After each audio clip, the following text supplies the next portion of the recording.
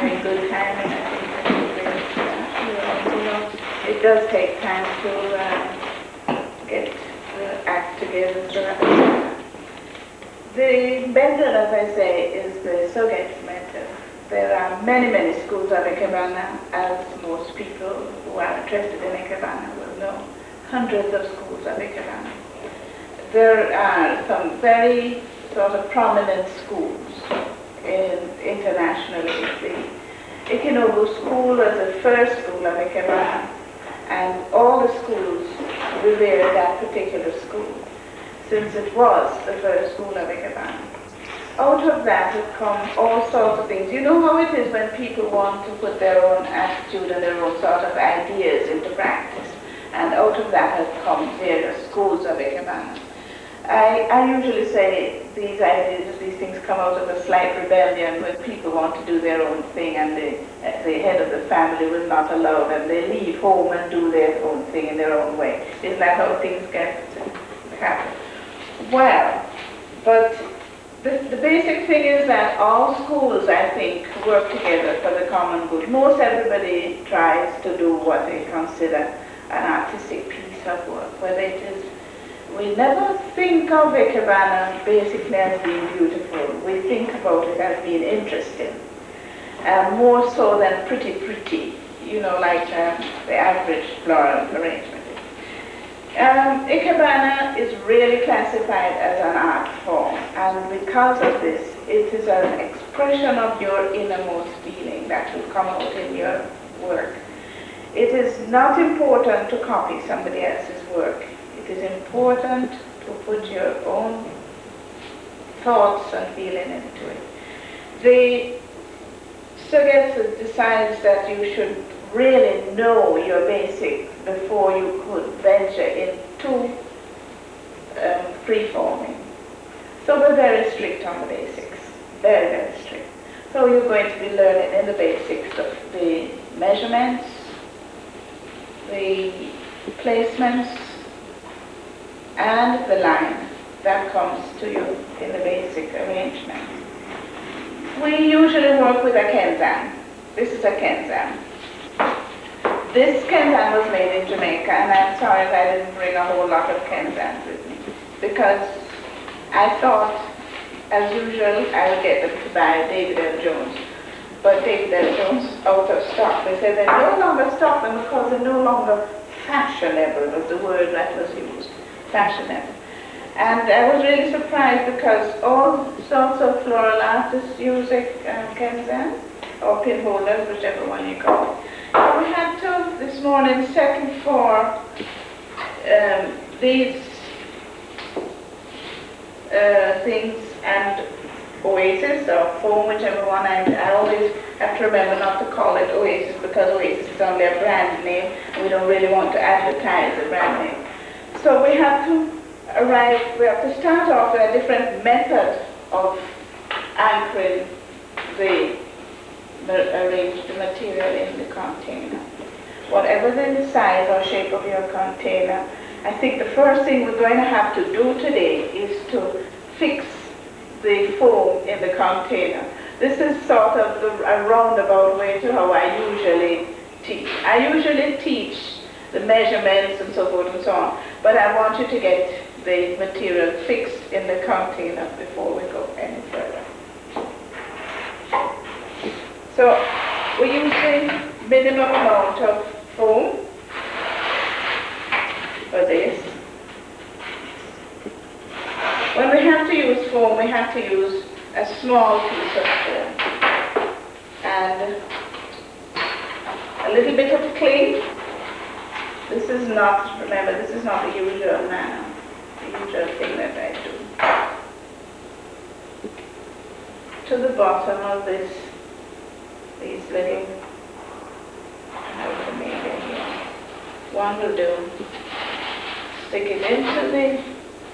Stick the foam into it, and I'm going to cover it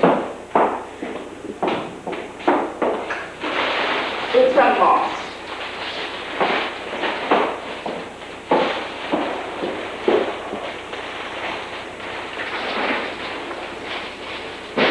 You know, this is not so bad when I went to Nigeria, I had to use sand and stones and sticks.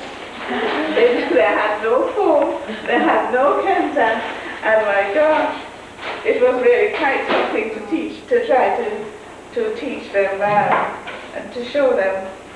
It was just sand, earth, bits of sticks that I had to work with. But having gone there, I had no choice but to show them something. Okay, the whole idea now is to hide this foam as much as possible. Thank you, Susan. This is Susan, and that's Rick. Sue is my daughter. Rick is my son-to-be, or not-to-be.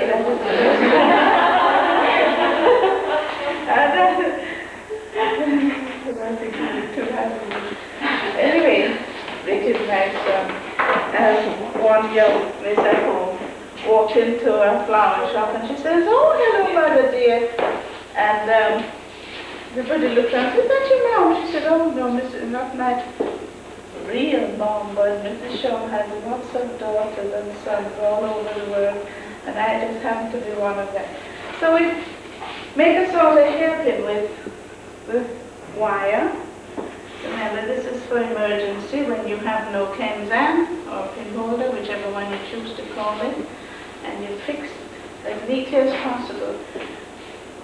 One of the things that's going to happen is that you're going to have a lot of foreign bodies in this water, and you shouldn't really have it in Ikebana. It should be nice and clean, nice clean water. But we have no choice today. That lady down there said that she had some Kenzan, so she would bring them for us so we could use them. But we still would be short. With these now, these are convenient because they have a thing for holding it firm. And you will need to fill it with water. It is very important. Water is very, very important in Ikebana. The whole business, nothing lives without water, and therefore the water is very important. You must have water. I'm setting up these two that I'm going to show you. Okay. They said there are many schools of Ikebana. The Sogetsu school has revised for us 12 basic lessons.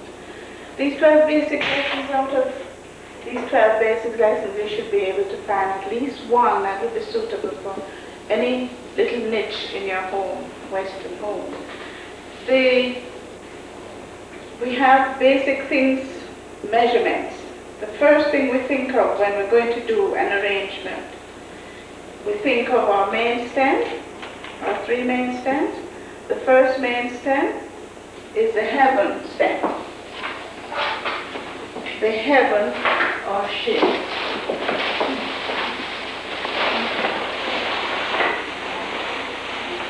Shin or heaven stem. The shin or heaven stem is identified in diagrams by the circle. The circle represents the sun. So it wouldn't be difficult for you to identify the shin in diagram. Shin or heaven stem identified by the circle representing the sun. It is the lightest and longest stem.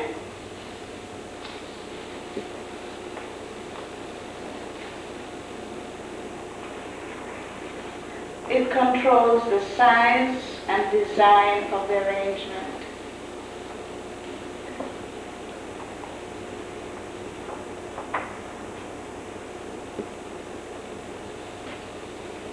That's a shin or heaven stem. Subjected to the shin or heaven stem is a soy or man stem. S-O-E. Soy or man. This stem is always a little heavier in texture, fluffier, a little more weight to it. It is always 3/4 the measurement of the shin stem. The soy or man. When we say man, we're not really meaning the male of the species. We're meaning the animal kingdom. So it is, you don't have to get too worried about male or female. This is, soy is identified by the square, and it makes it easy for you. It says it means that this is man with feet planted squarely on the earth. That's the soy or man stem. The third of the three main stems is hikkai. Hikkai is the shortest of the three main stems, but it should be very strong. H-I-K-A-E. Hikkai or earth stem. It should be very strong, very forceful. It's important to remember, because it is the shortest stem, it's very juicy. They should never be called fillers. In Ikebana we never fill. We supplement, we complement the main stems with the juicy. We supplement, complement, or support, but we never fill. So this is how you will identify the material that you're putting into the arrangement. Your shin, soy, hikkai. We have now, having introduced you to the three main stems, the shin, soy, and hikkai. You notice I have containers. Most of them are round, they're just a little square one. But we have measurements, and the measurements are related to the size of the container. You don't have to think whether a container is large, medium, or small. In your own mind, you will not know which is a small container, because you will think all these containers you brought in today are large. And they're not really large by standard of Ikebana arrangement. These containers are just about average and small containers, because we really have some very large Ikebana containers. When you're going to measure, there are sets of measurements to guide you to make it what we consider balanced, and then use the whole of that. And I'll take my measurement from the tabletop. And for a large arrangement, my shin, remember my shin is the first one, my shin should be twice the height, so that's 1, and you judge the other one, and twice the length of the container. You go right across the center of the container. 1 and 1. So we say for a large arrangement, your shin should be twice the height plus twice the length of the container. For a large arrangement, shin should be twice the height plus twice the length of the container.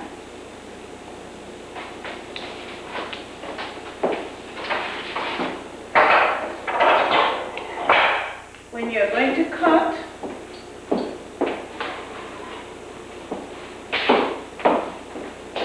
you should take it to water to cut.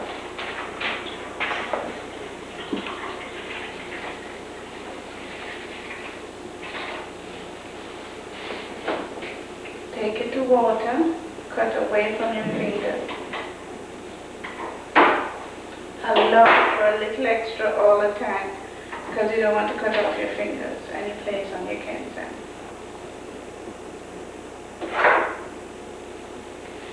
Shin is twice the height plus twice the length for a large arrangement. Soy is 3/4 of shin, S-O-E, 3/4 of S-H-I-N. And hikkai, H-I-K-A-E, half of S-O-E. That's for a large arrangement. For a medium arrangement, medium, commonly called standard,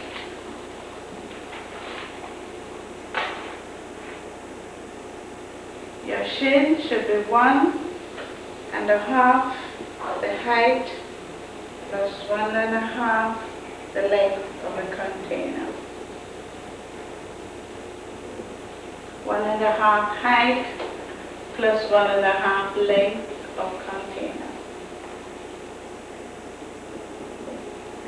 Size 3/4 of shin. You have to write all this down, because if you're not writing it, you're going to forget it. It's one of those things that happen. And over the years, you know it happened. Shin is 1.5 height plus 1.5 length of container. Size 3/4 of shin. And hikae, H-I-K-A-E, 3/4 of S-O-E. 3/4 this time. Now for a small arrangement. The small arrangement is commonly called a 1-and-1 arrangement.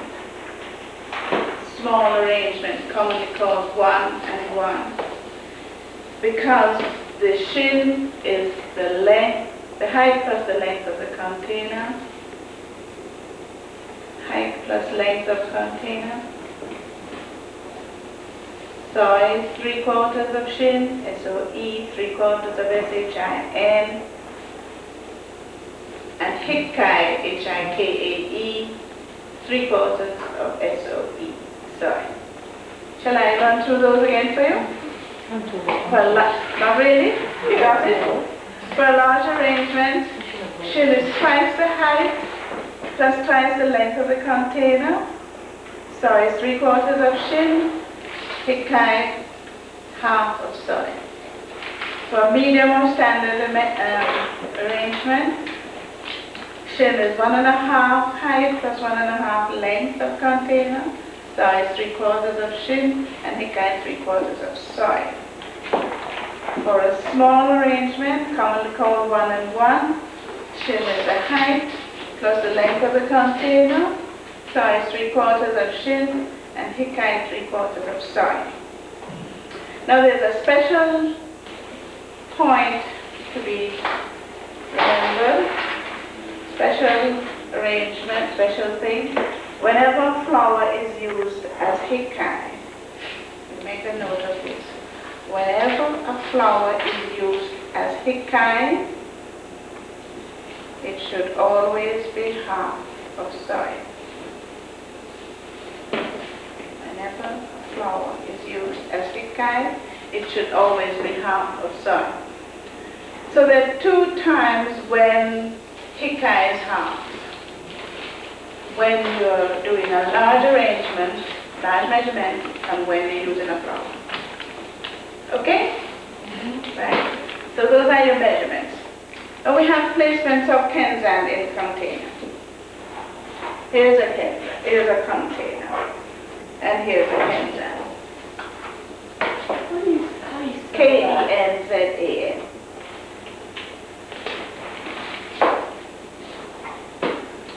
Placement of kenzan, K-E-N,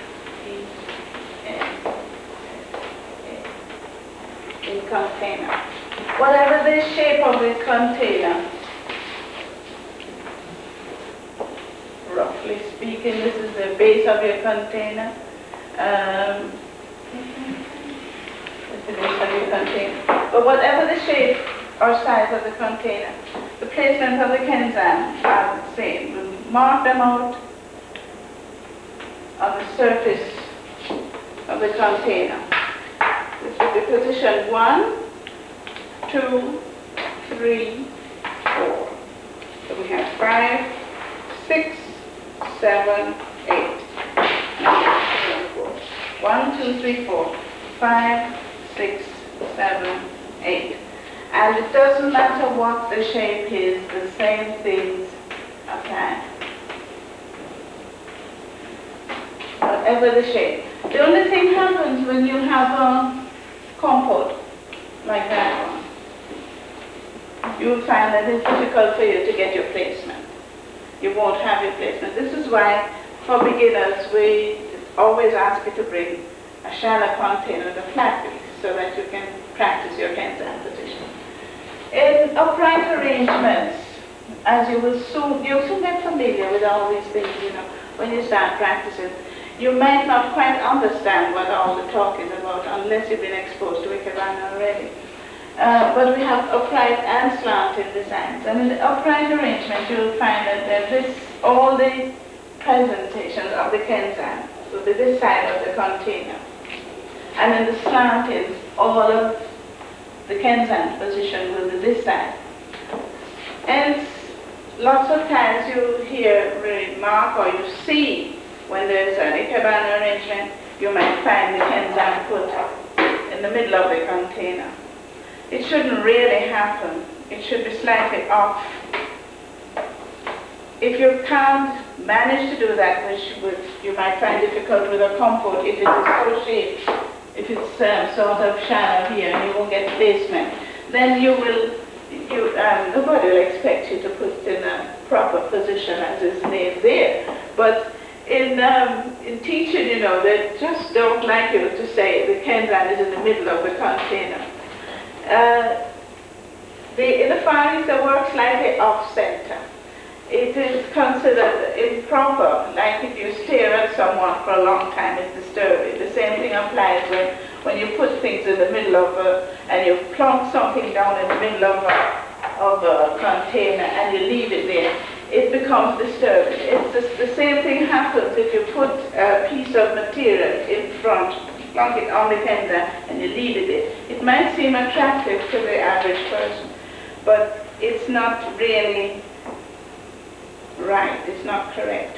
In Ikebana, we like to place things slightly off-center, one way or the other, so that you can see things behind you, so that the eye goes all the way back to focus on, to pick up other things in the background. We really don't want to stop anybody. It's like putting your hand up before your face when you don't want your face disturbed. You put your hand up there, and nobody can see your facial actions behind it. And the same thing is happening if you put something in the container and just plunk it down. So the thing is, even the Kenzan positions are not flat in the center. They're off-center all the time. And so something that would be more inclined to the front, we would say it's a number 5 position, and things that are more inclined to the back, we would say it's a number 7 position. You will soon understand all this when you start using your placement. But you have to make a note of this. This side for upright arrangements, and this side for slanted. Okay, these are just whatever happens, it will be the same position. You will just mark it out equally, 5, 6, 7, 8. We don't use 6 and 8 so very, very much, but you still have to have reference to it, just in case that you could say it was in 6 or 8 position. Right? That's placement of Kenzan in container. Placement of Kenzan in container. Can I raise it? Yes?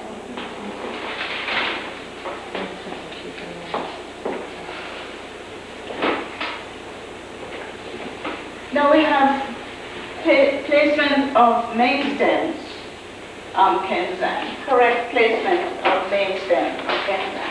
And as I say, unfortunately, we're not going to be working with too many Kenzans.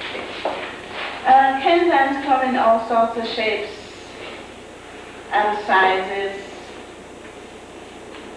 and little half circles, or half moons, all sorts of shapes. Big, large, square ones, and so on. But it doesn't matter what shape or size the Kenzan is. Don't fill up the Kenzan. Don't place your material at the edge of the Kenzan like that.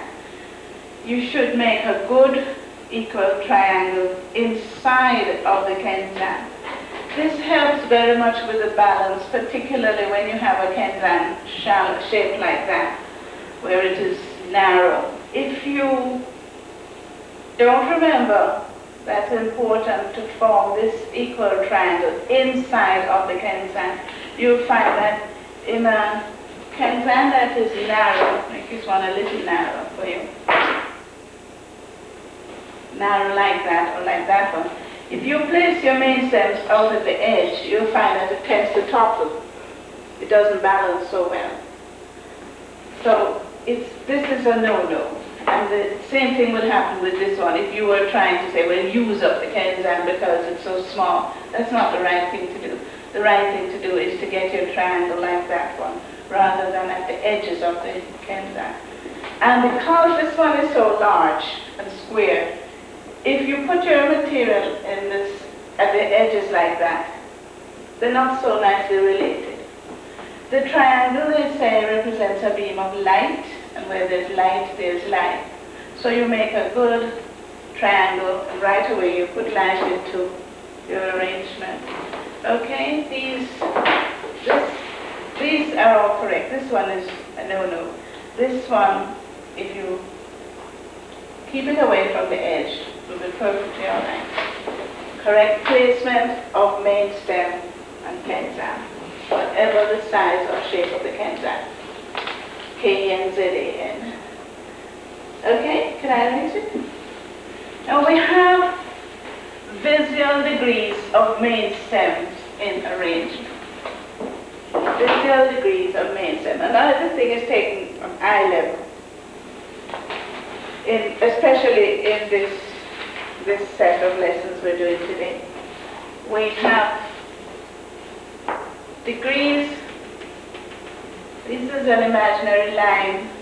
These are the most popular degrees that we're going to work with in this first set of lessons. We are keeping well away from the center line, and our presentation of main stem will be 10 to 15 degrees off center, right or left of the imaginary line. 45 degrees, right or left. Oops, a little farther.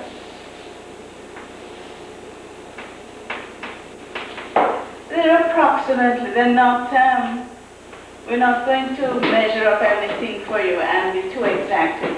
But this is to enable you to have the spacing, understand the spacing in your, I'm going off, to understand what makes Ikebana attractive to people, what they call the area of nothingness. And you get this area of nothingness by your placement. The space between each of the main stems give you this area of nothingness. And this is how you arrive at it.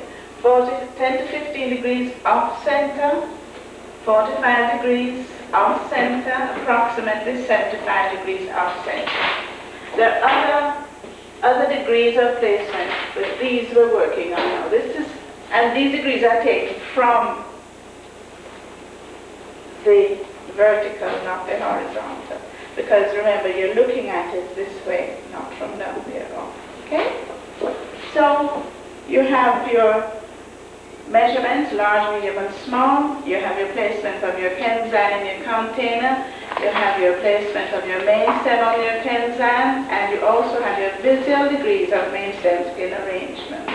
Right. So I'm going to ask you to set up your material for me. This is going to be so awkward for you because it's not as convenient as I would like it to be, because you're going to have to do some work. So you want to cut something?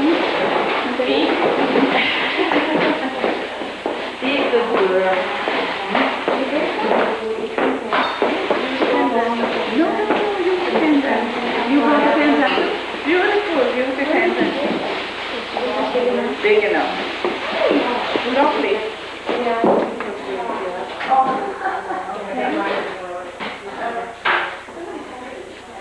Okay.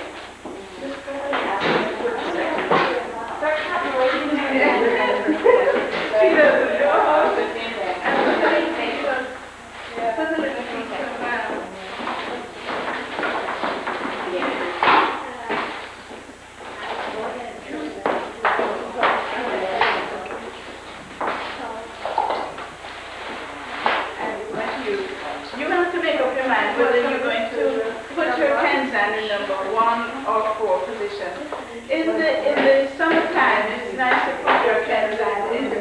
four position so you can see the water in front.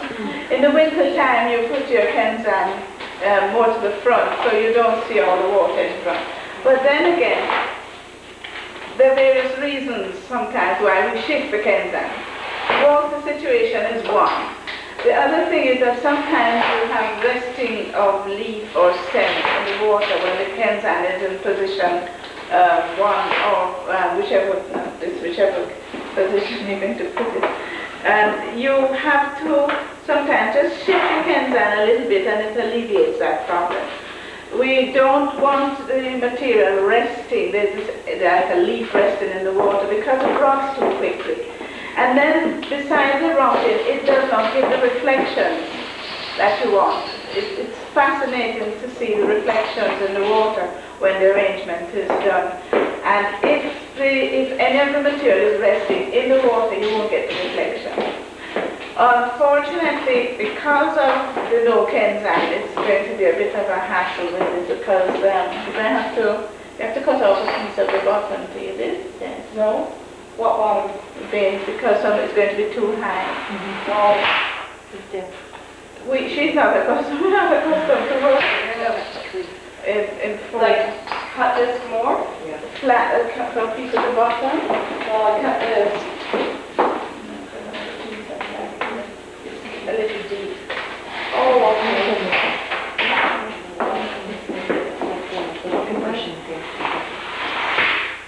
I'm sorry about this because one of the things but I don't want you to cover this. I don't want you to cover yours with a moss. The reason I don't want you to cover it with a moss is I want to see your triangle when you've done the arrangement. Anybody want to maybe use a kenzan? A small kenzan? It's all right. The design you're going to be working on is basic upright. The first lesson. Lesson 1, course 1. Basic upright. It would be so easy if we had kenzan. Just give it kenzan and you just get on.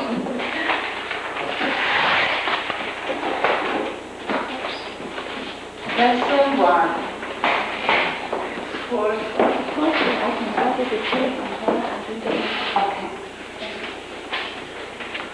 Basic upright.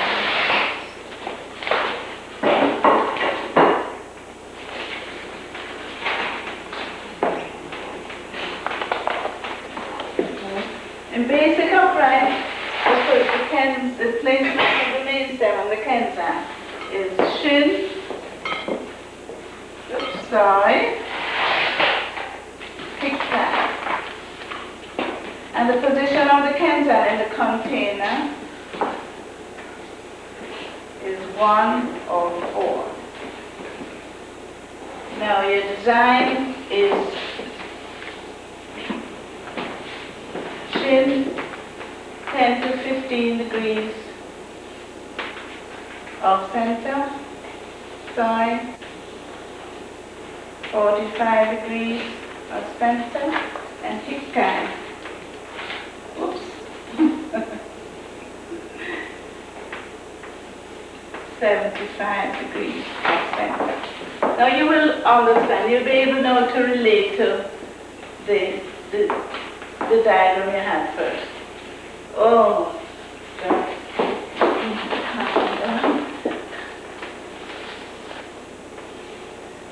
That's the shin, that's the side, and that's the hip high. That's the shin, that's the side, that's the hip high. Drawing lots of this here. Okay? There's the 10 to 15, you're 45, and you're 75. Okay? You're able to relate to what you had earlier on. So that's what we're going to work on right now. And another continuation. Another continuum? I don't know. You want this one? So anyone you can buy, I don't have any. I didn't want to have the moss over it. I want to put the moss after the... That's water. Unfortunately, I will get some more. it is almost sacrilege to work without water. Because when you're cutting the material, you have to get in the habit of cutting in water. And I just put a little bit of water in it, a sort of ritual, so that you actually work with, that's a small one. You actually work with a little water in the thing, because it's really very, very naughty to work without water. A bit big.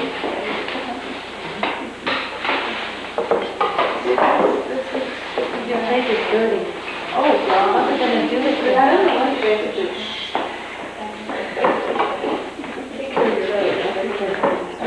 Is that what you do? It was properly down. Just a little water. The sort of. What is this made of? Yeah. What is what? What is this made of? Ah, dear, that's made of metal, all sorts of and that's To make it metal. made in Jamaica, you know. I could have brought a whole lot of them with me. But I said, well, I always get a David L. Jones salve, get from David L. Jones, and I walked in there today and they didn't have any. Smaller. You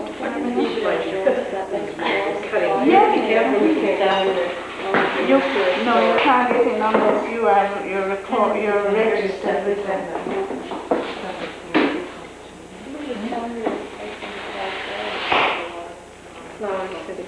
Flower City, but they have none here. I've been up and down there. I tried.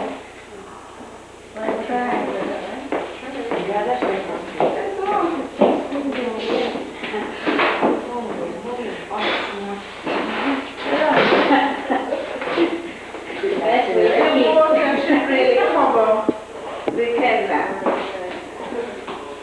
The water should really cover the canvas.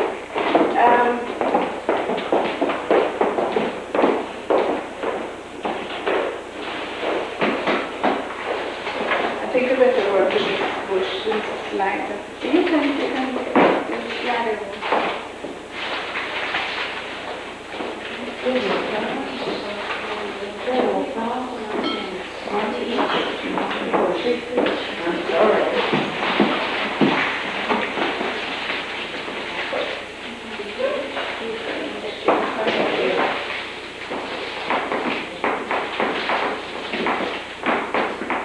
I was trying to tell them that these are so fresh they should have give a special transfer that this is Baton Island.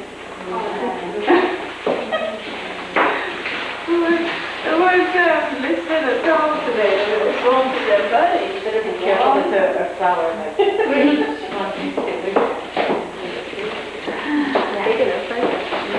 They're heavy. They're a little bit heavier. Or you can use broom. That can measure. You want to use broom?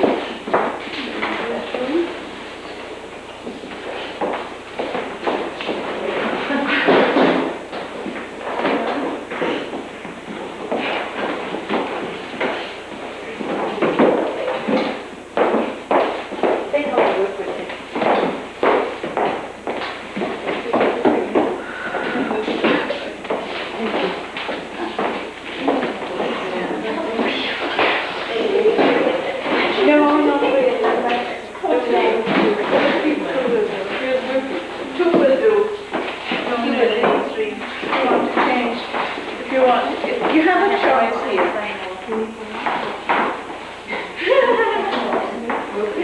This is good for I have to be quick now, okay?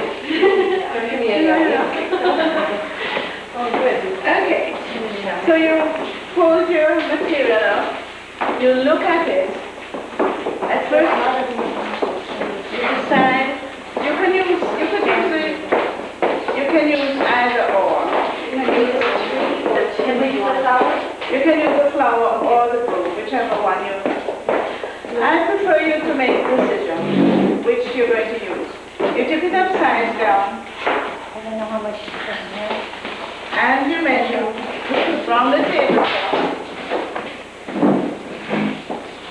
And I would advise that you go for a medium today.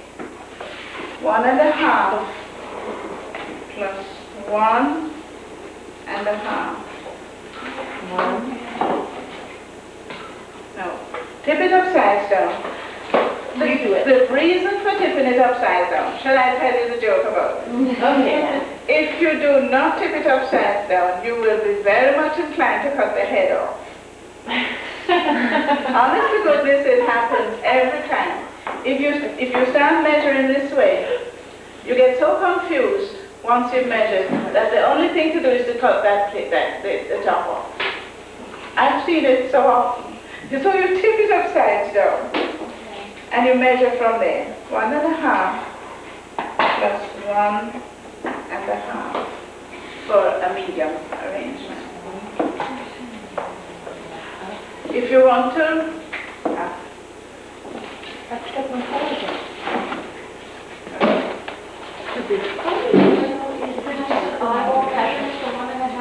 yes, you judge the half.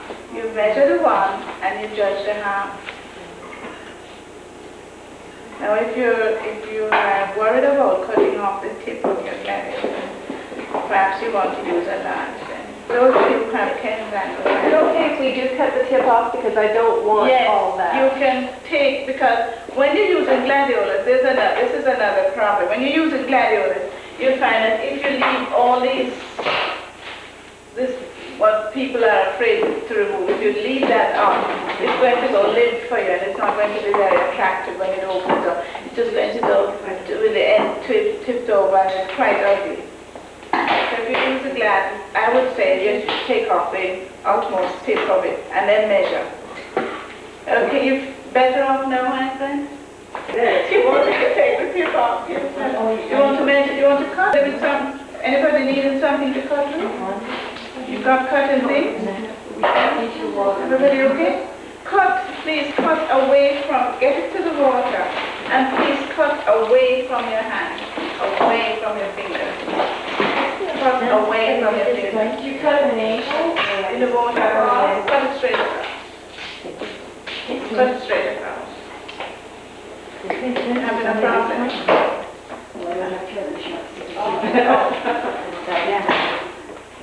Let me help. Oh. Is there a special tool at lunch? We need some gold cardboard scissors. Measure. You want help with measuring? Does it make sense that this length is okay? Is that how we want to go out? It can't be right. It doesn't seem right. It's fine. Yeah, it's a good shot. 1.5 plus 1.5. What is here? That's I knew it. Anybody else need help? 1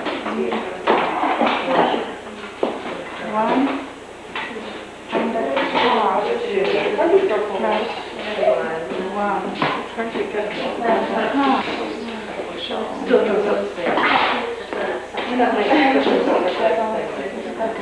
You all right? Yeah. Do you want to do that? You want to do two? I didn't take that. That's sort of longer.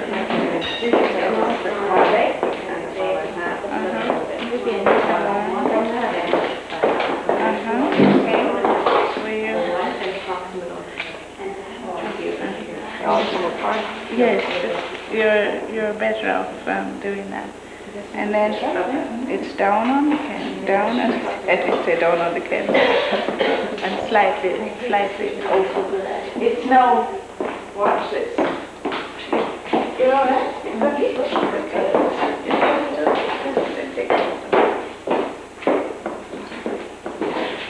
I have a little kink there. Let me show you now.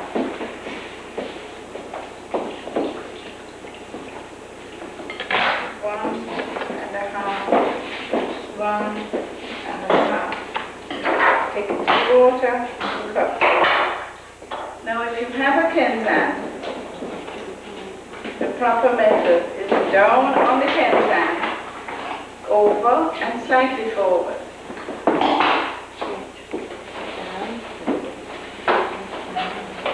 down,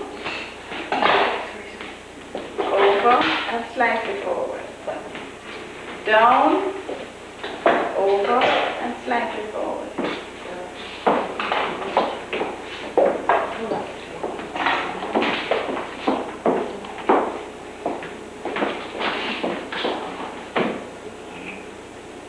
Down, over, slightly forward.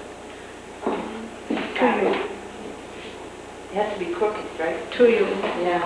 Yes. To you. Oh, to you. Yes, to you. No, good.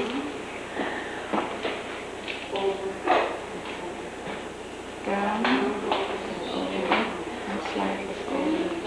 To you. To you.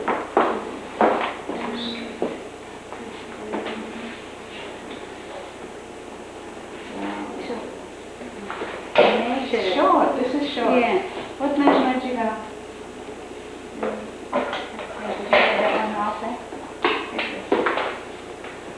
One and a half. Just one. Almost equal. I feel I'm in your way. So, Take them. one and a half. Just half, yes. One and a half. So you allow a little extra, especially in and it's not in the center of the oasis or in the center of the Kenta. Notice where the shin is. It's at the back there. And okay. She has a great person. Down. Over and forward. Down, over, and forward. Just a 10 to 15 degrees off. Oh, okay, thanks. Yep. No, what about these are too good for you. This is a measurement. What was this measurement? It was 1 and a half. Got back to Wait a minute. It looks, yes, it looks short. 1 and a half plus 1 and a half. You're a little bit mean with your measurement. Be a little generous, okay? So that you don't cut your finger off. Save the finger. Save the finger. 1 and a half plus 1 and a half. So when you cut here now, cut. This is a very difficult thing to use. And here, don't be worried about it. This has been going on for years. If I could use my scissors, no, it would be terrible.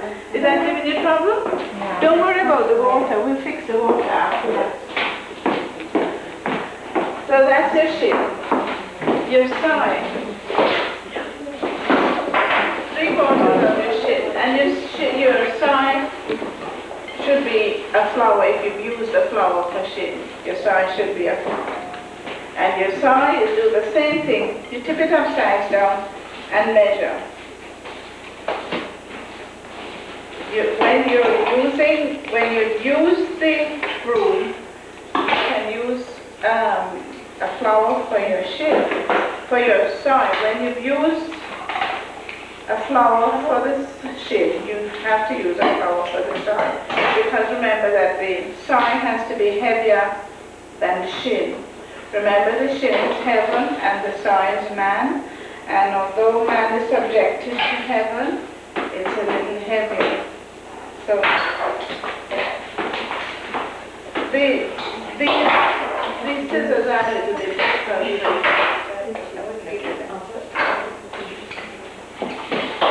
Should we use the flower then? If we use No, you can use a broom. You have a choice. You have a choice. Down on the kenzan, over and forward. Down on the kenzan, over and forward. Two kenzan? 3/4 of the shape. You tip it upside down again to measure. And it's still this, it's about there on the triangle.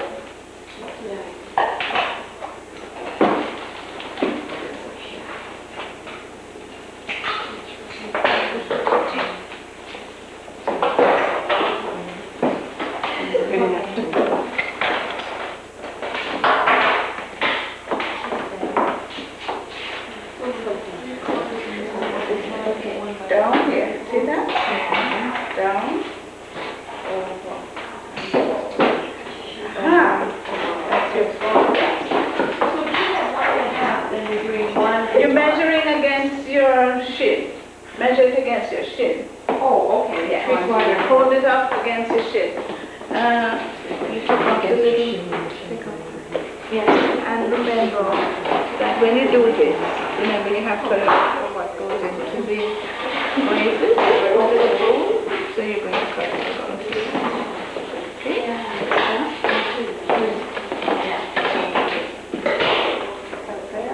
Make it a little longer than that. It's always safe to be too long and then reduce the length of it. If you're too short, if you've made it too short, you're not going to have anything to reduce. Okay? No, this is too close. Too close. Triangle is not so good. That's about right.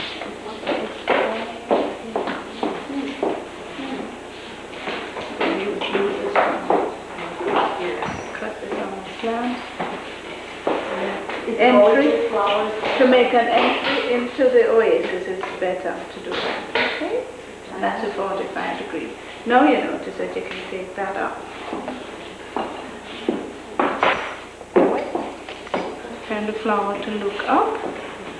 Flowers should always look up to be happy. All of us.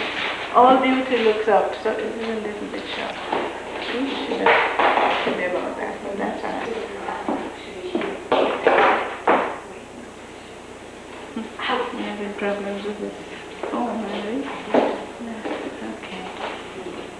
We soon balance it out. So take a piece out there. The star is not so heavy. This star is lighter than this ship. And that's it. Bless you. The star is a little lighter. Thankful. The star is a little bit lighter. Now your hikai is going to have to give a little weight to it for you. Hikai.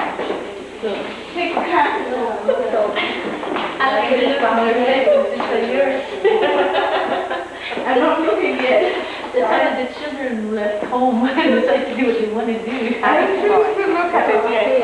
Sorry. Hikai. This is sorry.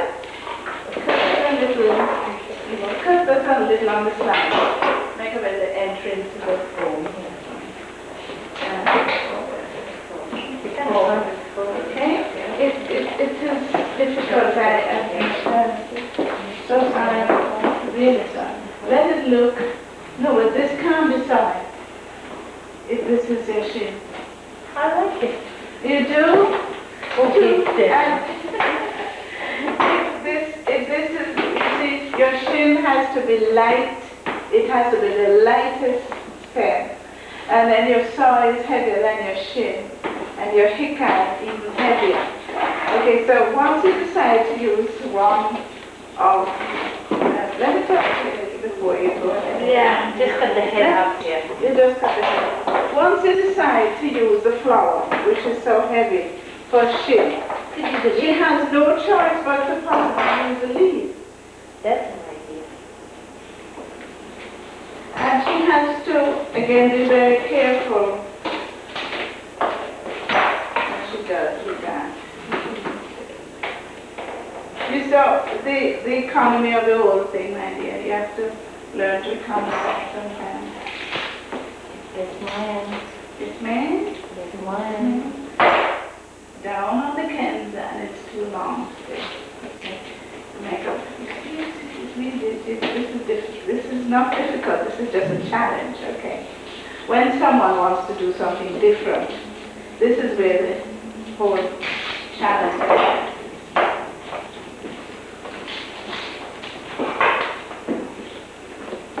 3/4, step 1. Put the 3 leaves together to give it weight, and you will notice it's still, the shin is still stronger than the 3 leaves together. And the shin is going to be very outstanding because the flower is so heavy and outstanding. You will not get the weight of this there. So this is a good lesson, isn't it? That you can, it's just as well she did that, so you can all see what happened when she chose to use a large flower like that, gladiolus, for her shin. And then she tried to follow through with the broom. The broom is much too delicate to be sewed in a case like that. And it would be even too delicate, even more so delicate for Hikai. Then if, let's say that was the only flower she had, but she had that flower, that's the only flower she had, which you can do a complete Ikebana with one stem, one flower stem. You can do a complete Ikebana. But you have to think before you act on how you're going to do your Ikebana with this one flower. And you have to remember that shin is the lightest and longest. So therefore, instead of just cutting off the head, you think carefully before you cut, and then you decide, okay, since I have so much leaf on this thing, maybe I could use the leaf part. Also, you could have thought that since this particular little piece was attached to the stem, you could have used this for shin, and then use the leaves for soy and the flower head for Hikai. You could have used one stem to do your shin, soy, and Hikai. But then that takes a lot of training, a lot of thinking before you actually cut. Okay? So that in itself was a great lesson just now to you, I'm sure. Yeah. Okay, you understand, and everybody has got a chance of seeing. Now, you're going to use your flower for your Hikai. You can use your flower, which you see to me, you're not going to use it for this one. You can use, she can use this area of the inflorescence for her Hikai, because she has 2 complete flowers here, and she can use this for her Hikai. Okay, you can use that for your Hikai. You can use this for your Hikai. You can, we'll soon use the one flower. Okay. You want to use leaves? You're going to go into something very sophisticated now, because if you want to use leaves for your Hikai, you can use a folded leaf.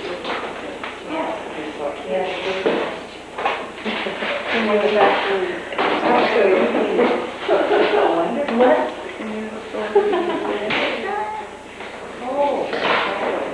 Or you can forward, yes. Or you can use 2 leaves. I'll show you what I did for her.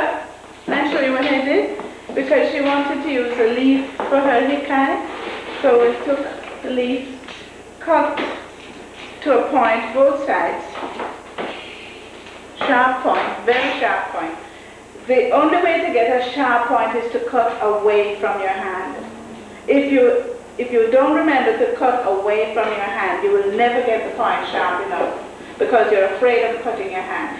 I can tell you that from experience. This is the reason I'm repeating it over and over for you, because I know this happens.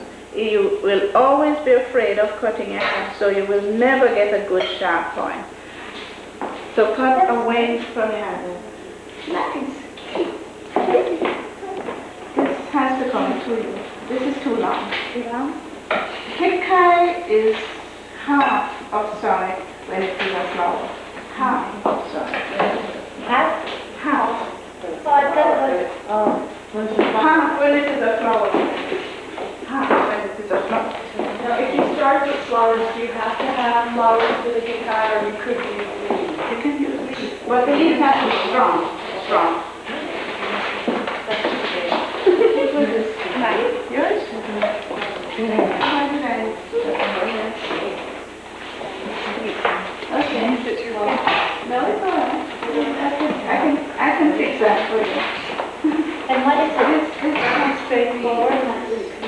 one in the I'm front. using this is the front. I'm using These are front. this is the front. This is the front. Okay. You want to use this? No, You want to use this? yeah. What do you want to use for? I use it for Flour? this one.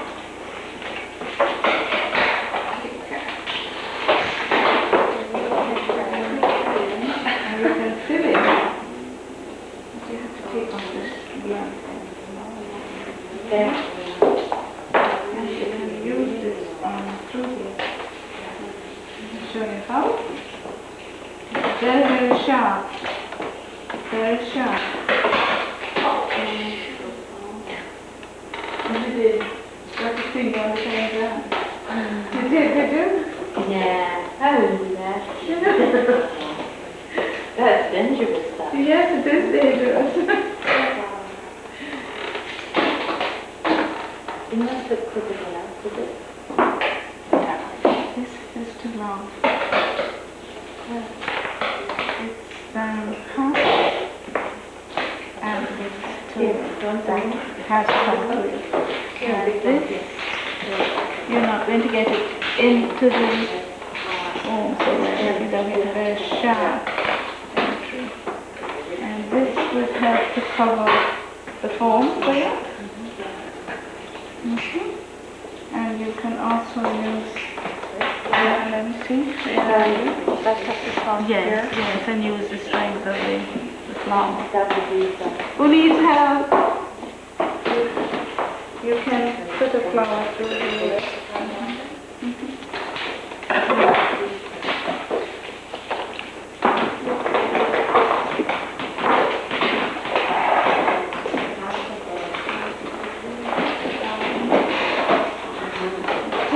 Take a blunt end out. When you cut a blunt end like this, you cut away from it so that you can see. Now with this, you can, you see, fine. This is not down. You have to pressure it down so that you get all the water there. Okay? No, you won't get it cut that way. That's a grotty leaf. It's a bit better leaf than that. Now I'm doing my contrast, right? Yes. And you can use them all the way through, since you're on a cane stand, or you can use a broom if you want to. Okay? Just use it. Just use this. Do that all by yourself. Yes. Except that this leaf is hiding the flower there. I will put the leaf slightly behind. And I need to, I think you need also to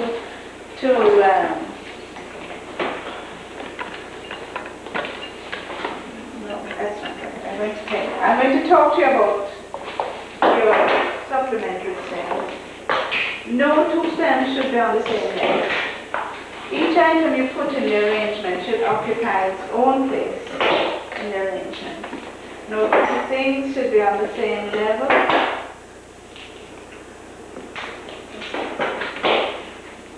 Balance. This helps to balance. It's very helpful. It's better balanced instead of.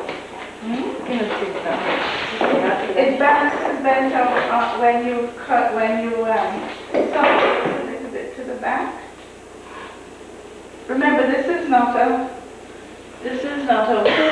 rearrangement where everything is straight up. Remember, this is not how Ikebana is.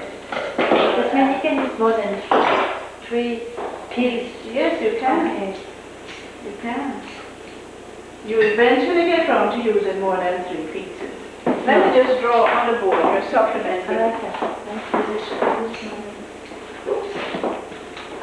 Let me draw on the board for you so that you will get a better understanding of where to put your supplementary stem. You're doing pretty well though. Well, I don't believe you're right beginner. I think you did something about it before you came here. Yes.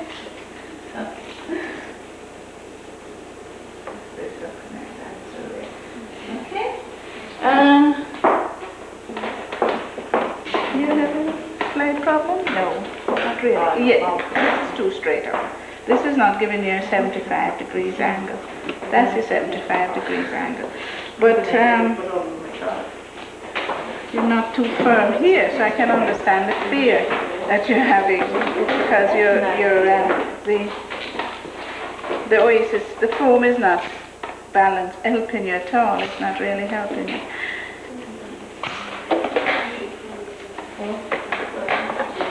Sorry about the lack of the better balance. You see, it balances right away. You put something slightly to the back and you get a better balance. This one comes from this, but this is going to top it. You didn't have a piece of cling to hold it? Maybe you didn't have enough cling. Cling, cling.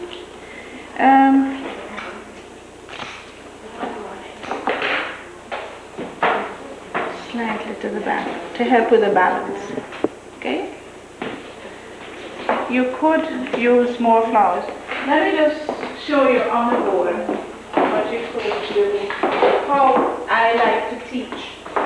I like to teach that once you've got the three main stems, the shin, side, and hikai, you will put your first supporting stem just under the hikai and in front of it. In that position. And what would be the length? It would be just about a head shorter than the hikai. Just about a head short.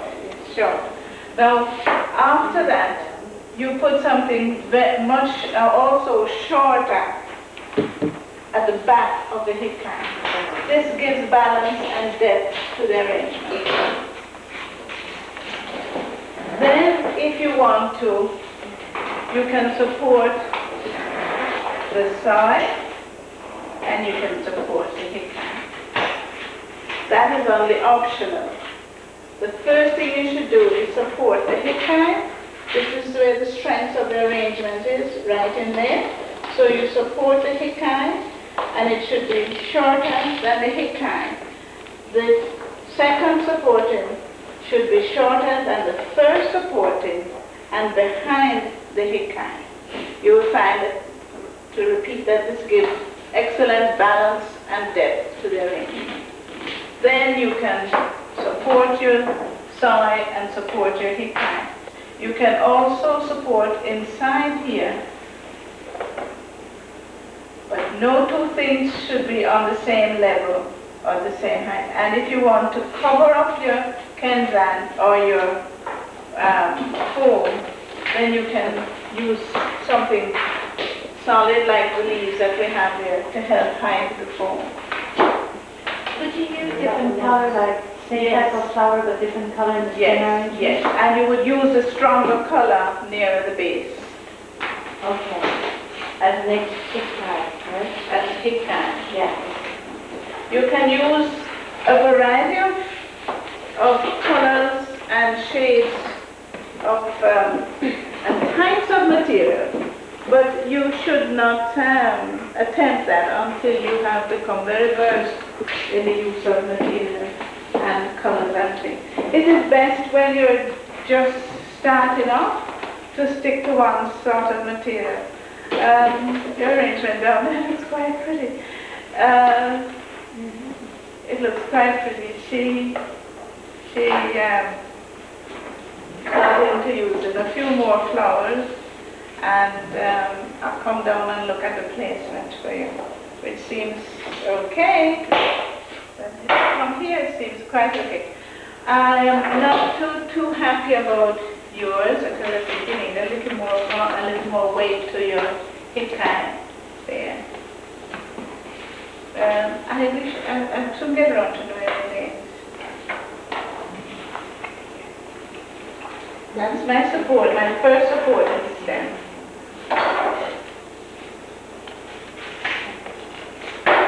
My second support in the stem. This one takes the eye from the front straight through to the back.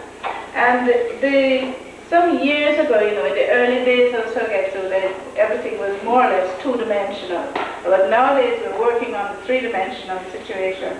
So you must have something slightly to the back so that your eyes go all the way from there right through to the back.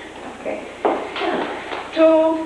It is, remember, not necessary to fill in, but for the sake of beginners, always we have this thing with beginners that we have to remind them that it's not necessary to fill. We don't fill up in Ikebana.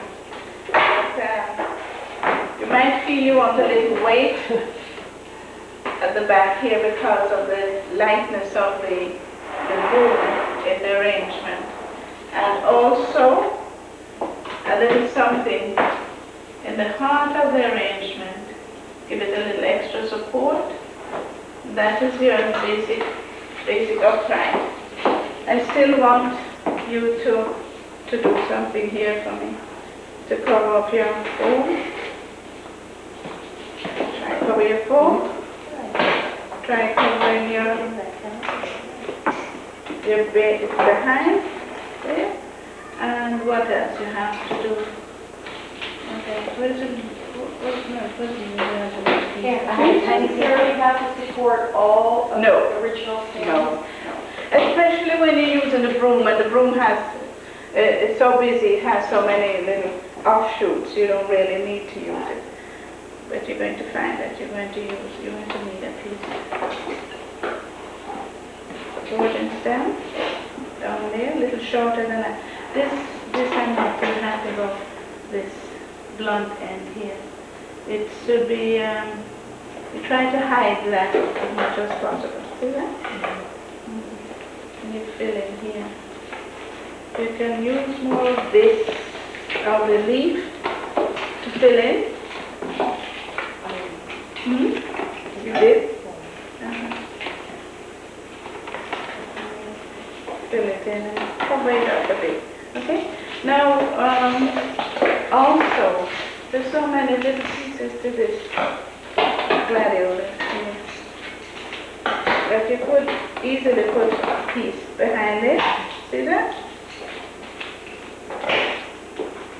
And it helps to balance it. See that? Who's next? You need help. You need a little help on here. That's not my fault. That's all right. Teach somebody's part. Or I could use something else for you. I could give you that broom. Yeah. No, I don't want to use the broom. Because I want to give you something that's a little bit more open.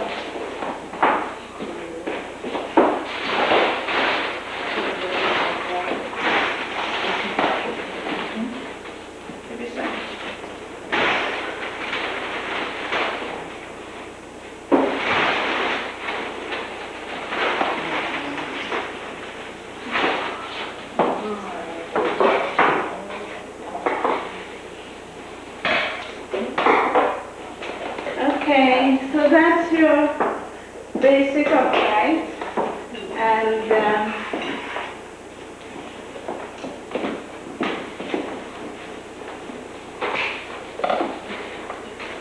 I'm going to do that. No, leave it. Favoritism going on here, you see this? Anybody notices? Anybody noticing favoritism in the corner here?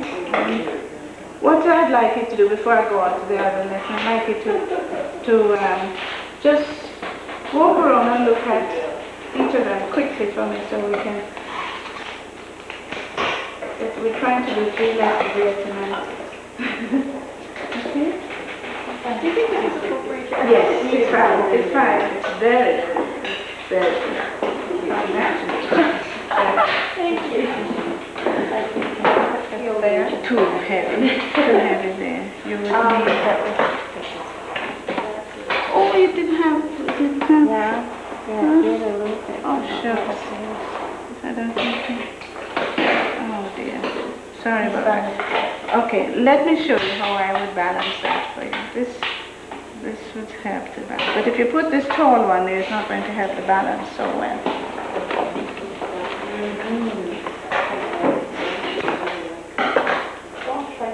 it a little shorter.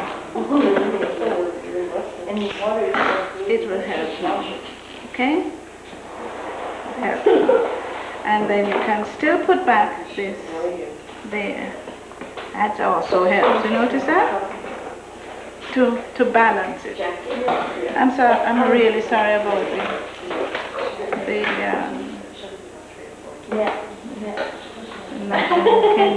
okay. That helps to cover it.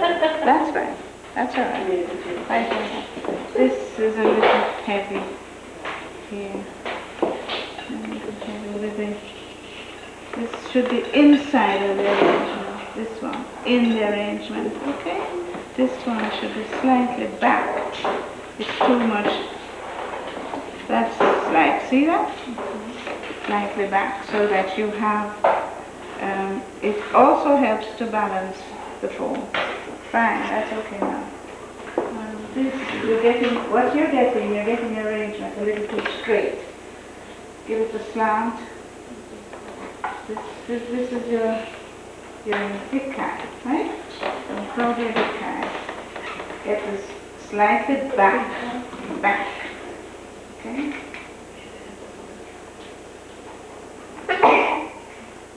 This one, I would prefer this in here. A little too curly. Get a little too curly.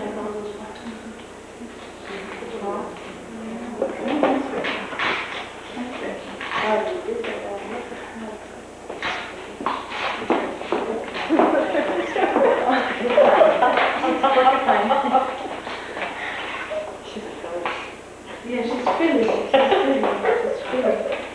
filling up. You should not. I don't want you to fill up. I'm going to tell you to take my shower. Oh my God. Oh my God.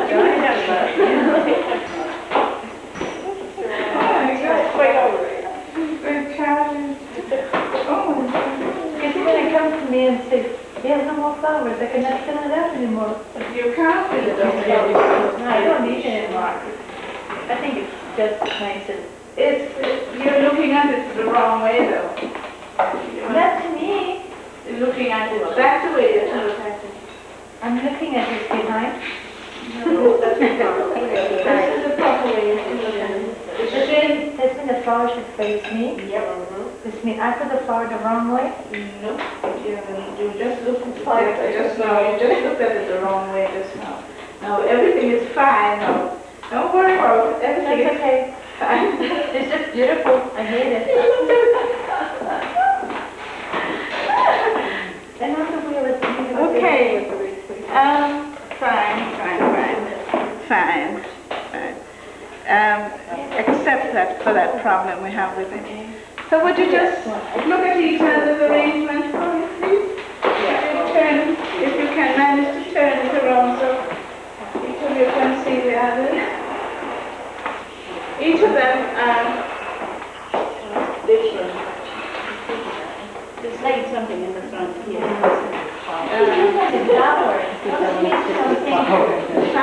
Children use flower like I did. I find it's kind of missing something. Yes. You always need a little bit of foliage. Fluffy. Yes, we always need some greenery. Unless the flower itself has a lot of greenery attached to it. Okay?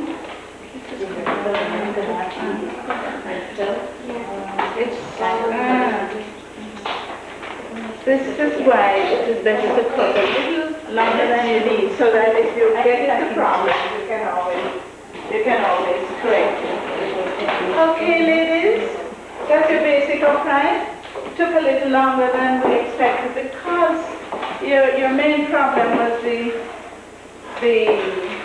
foam, having to use a foam, not having the Kenzan to work with. That's the main problem. Now, the next lesson is basic slanting. Basic slanting is lesson 2. Is your arrangement work feeling from all angles? Not quite. Okay. This arrangement is a forward-facing arrangement. The only the thing that's very important is that you should have that shorter one slightly to the back, so that at the back it is not so severe when you walk away from it, it's not so empty. And beside that, it takes your eye straight through from the front to the back. Pick up the color in the back here, that's important. But this is not an all-around arrangement. Okay, I don't like the back of mine, that's why. No, this one is the face. This one is to definitely face front. This arrangement is to face front. If when you take it home and you want to do something to the back to dress it up, that's perfectly all right. But this lesson does not call for dressing up the back yet. Okay? Basic slant.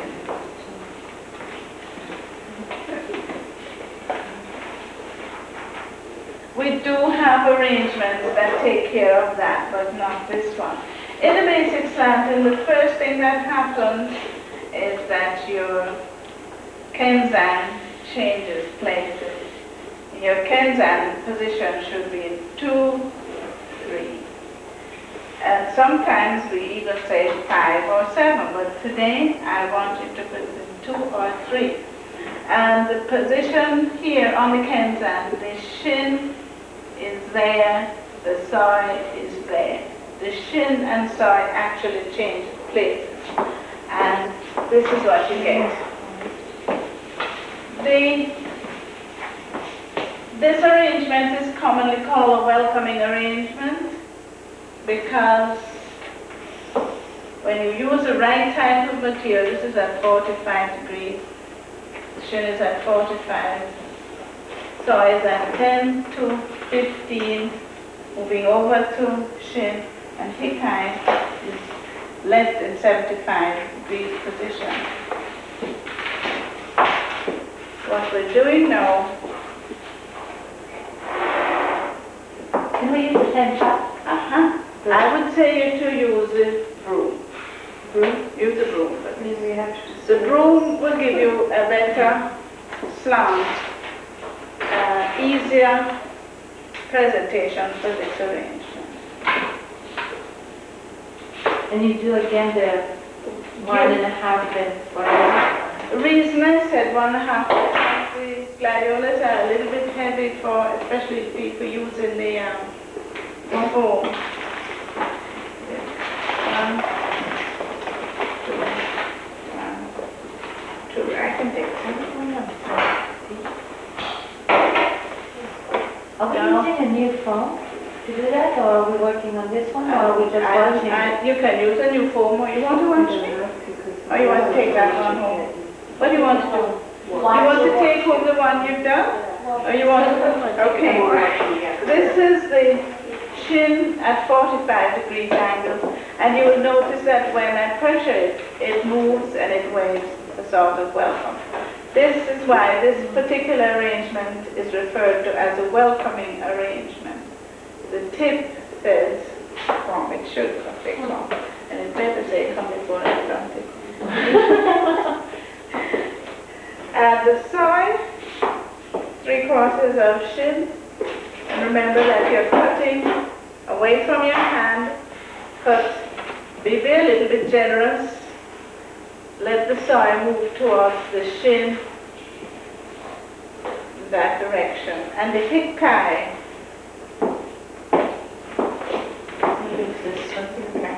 just so it shows up for you better. Use the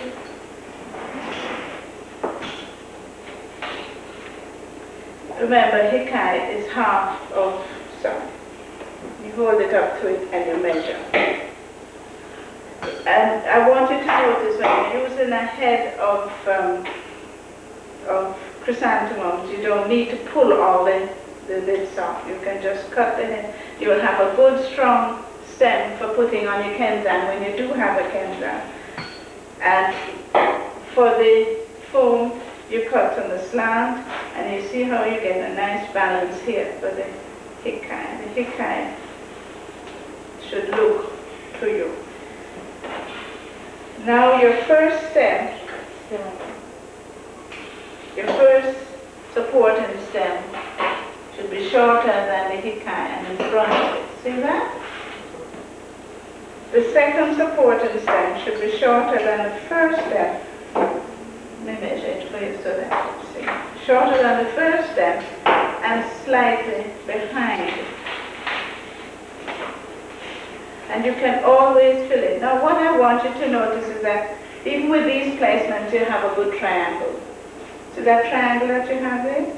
And even with, you forgot about this one, you have a triangle with these three. And if you forgot about that one, you would have a triangle with these three. And if you look properly, you will have your triangle 1, 2, 3. 1, 2, 3. Anywhere you look at it, you should have triangle. To finish off this arrangement, you know, because the broom is so busy, it's finicky, it's, some people would use all sorts of things in this arrangement. But I would think that because of the business of the broom, we should fold some leaves and make an attractive design to fill in, because it calls for that sort of thing. It is absolutely necessary to have some sort of good back in there. And this is one of the reasons that I want you to put the moss over the foam, because when you put the moss over the foam, you find that it prohibits you can't get the material into it quite so easily. But see what happens when you put a little bit of cream in it.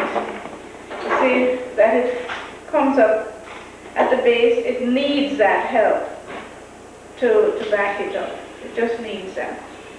And you can't get it into the foam so well once you've mossed it up. And that's the reason for not encouraging you to put all the moss on. That is how you arrive at basic planting. You could also have a little leaf in there. And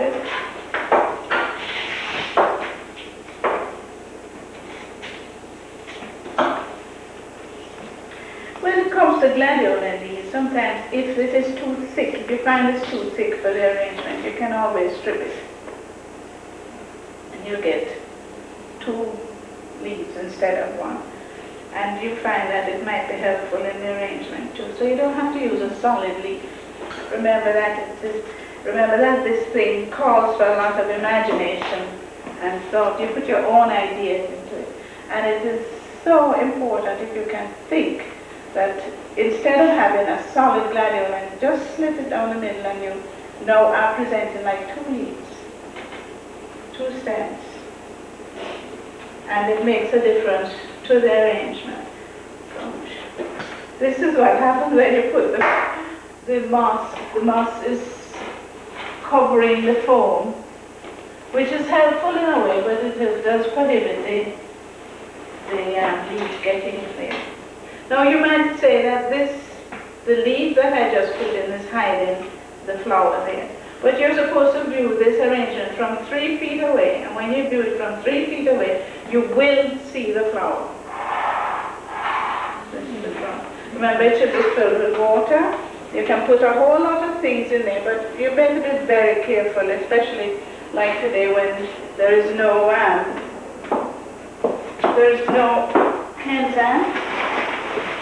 Be careful and don't put too much in the arrangement.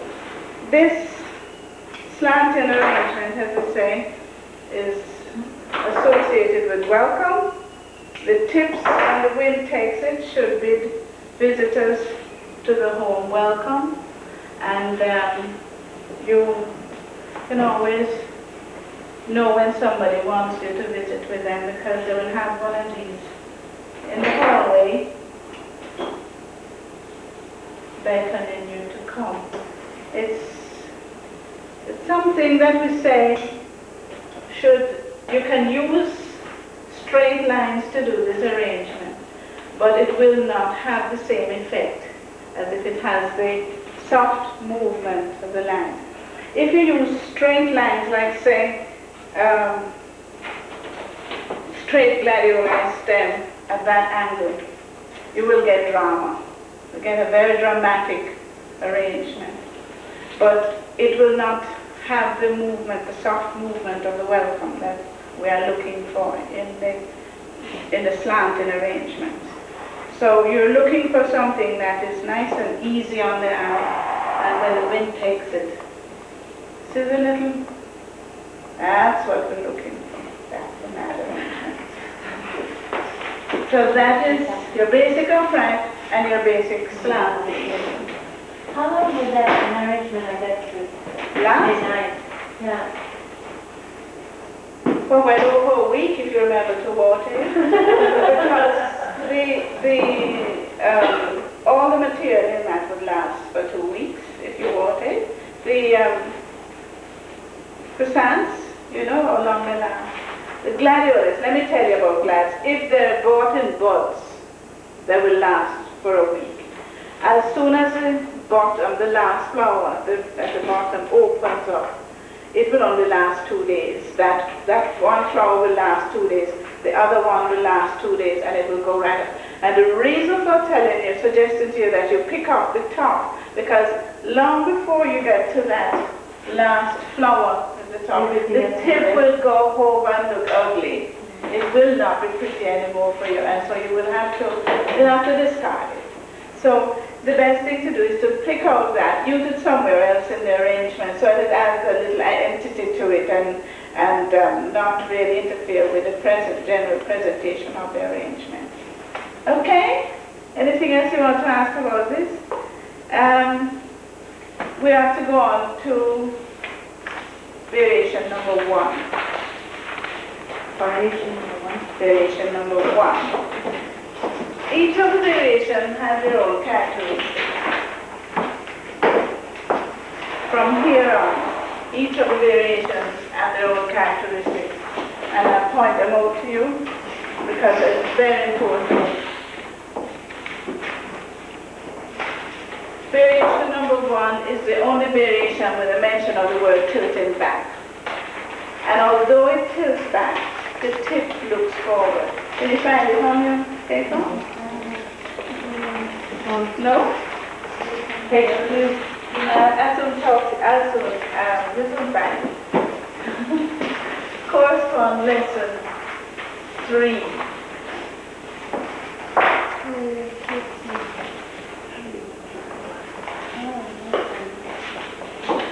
Let me show you. When I draw it on the board, you'll soon recognize it. You'll recognize it very easily as soon as you see it on the board.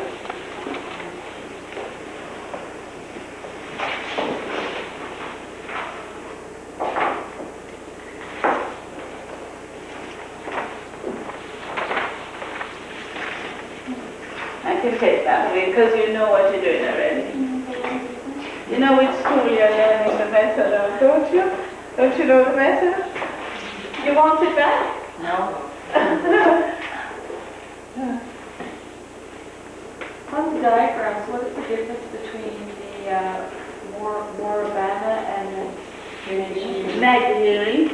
The difference between that, the Moribana is what you use with a kenzan, a shallow container, and the Nagahiri is what you use when you use a tall container.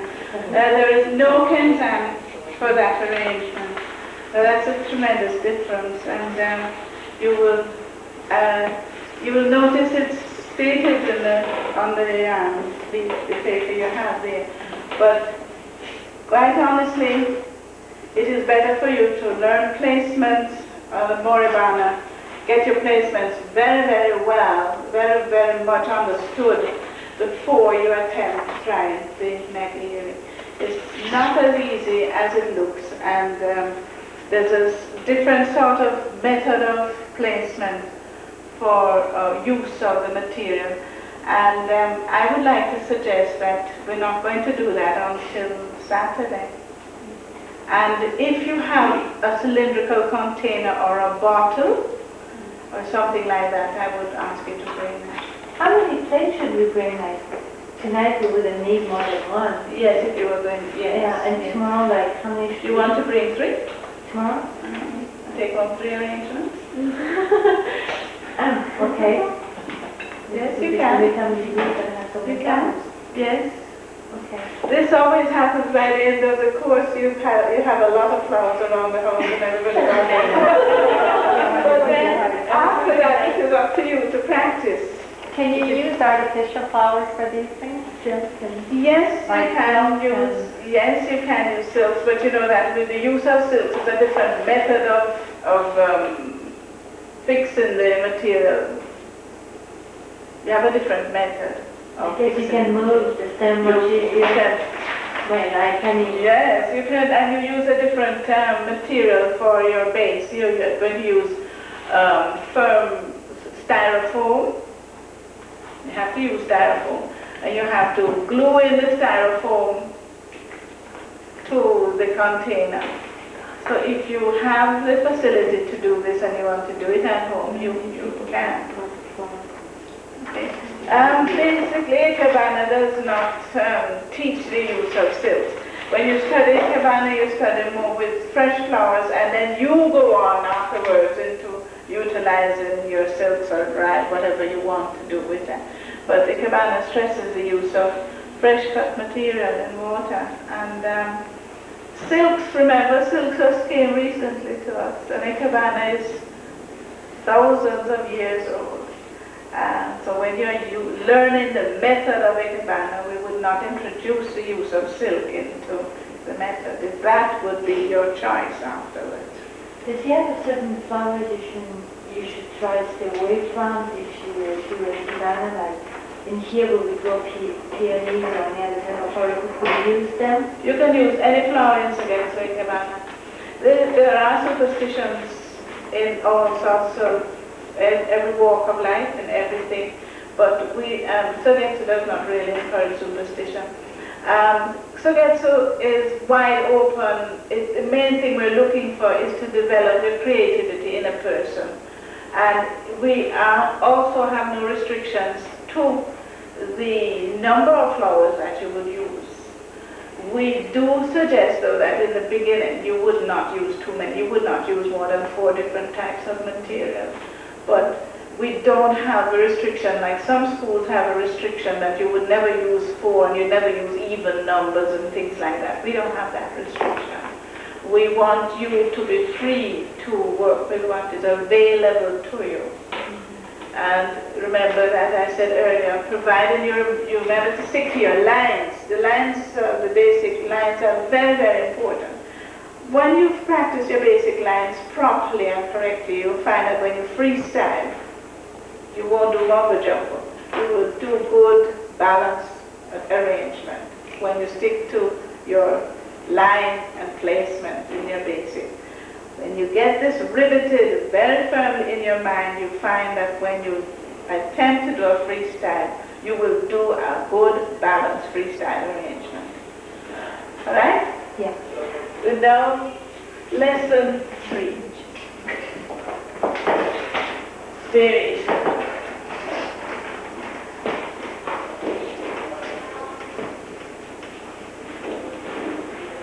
And number 1, upright.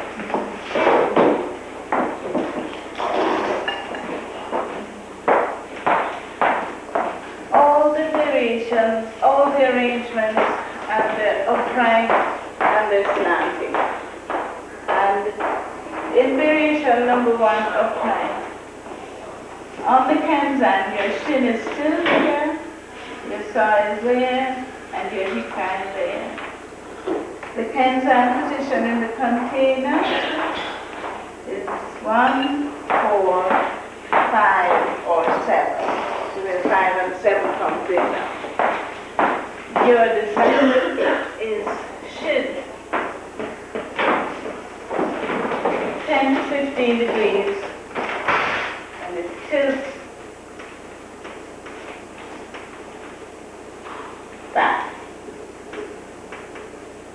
But although it tilts back, the tip looks forward. Your saw is 45 degrees forward.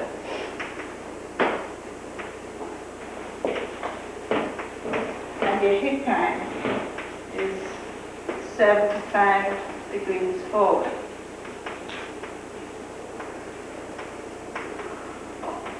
This variation is commonly called open variation. Open variation. You will still support your hikai there and there.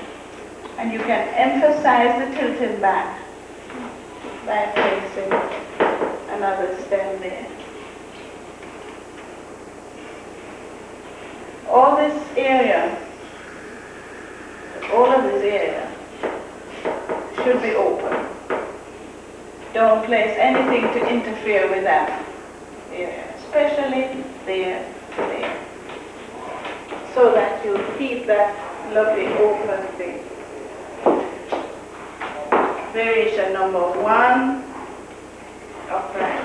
What I want you to notice is that the shin is this side of the imaginary line.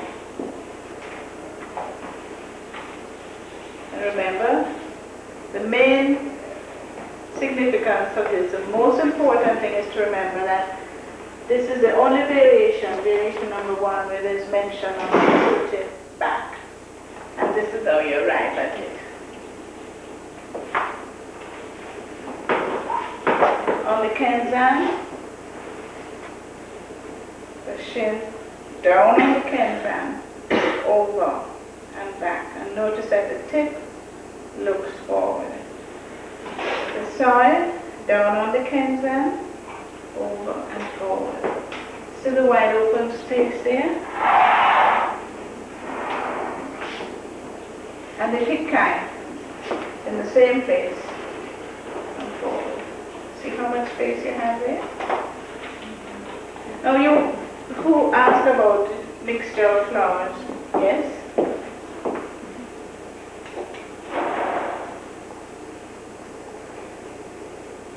Mixture of flowers, see there? You have a mixture of flowers, and you tilt in back.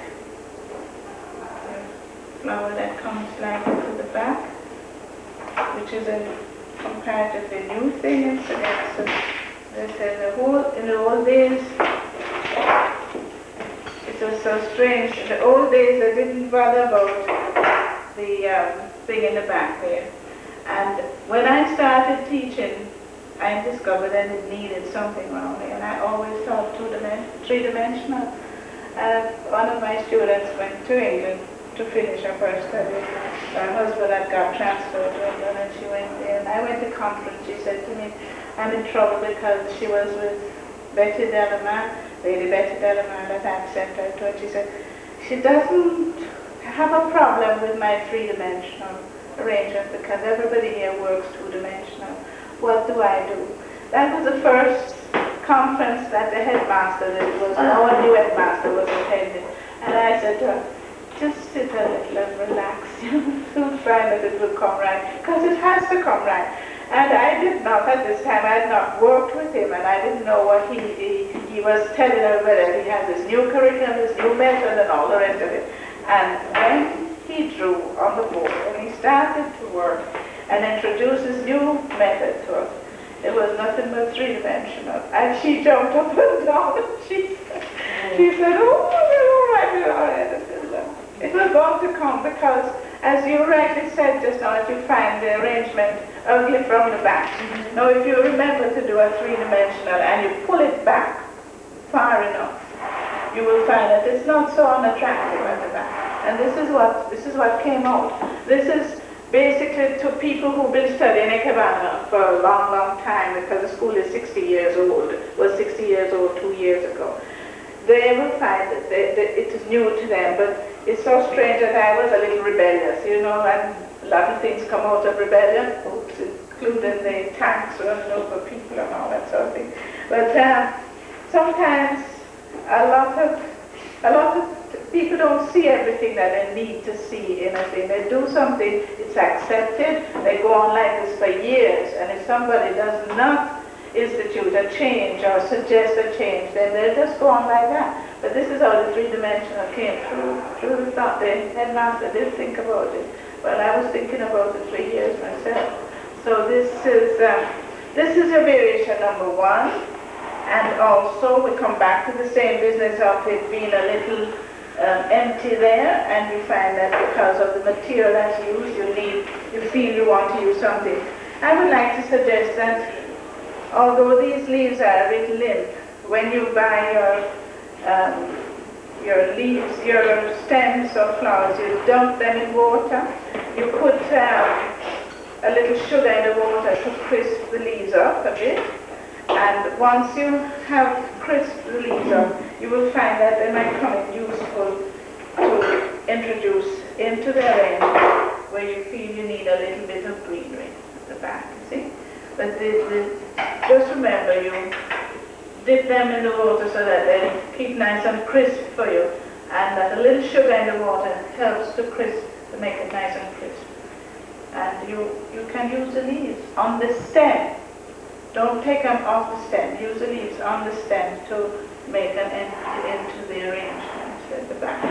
And you could also, see this leaf is resting in the water. That's naughty. It shouldn't rest in the water. When the leaf, remember, when the leaf rests in the water, you won't see reflections. The leaf has to be just above the water for you to see the reflections. And reflections in the arrangement are really very, very beautiful and worth thinking about. You want to come and look at this one, you can, to see that when you take the leaf off, what it does. When you lift the leaf off so that it doesn't rest in the water, you get lovely reflections. If it rests in the water, it's too solid, sitting there, and you don't get the reflection, which, as again, I repeat, is important. And also, to think about the use of leaves on the stem as an entity to the arrangement rather than pulling them up. When you pull them up, they sit too flat and they're not saying much. When you leave them on the stem, give them a good drink, and then afterwards you might find useful for you. Okay? That's your variation number 1 of upright.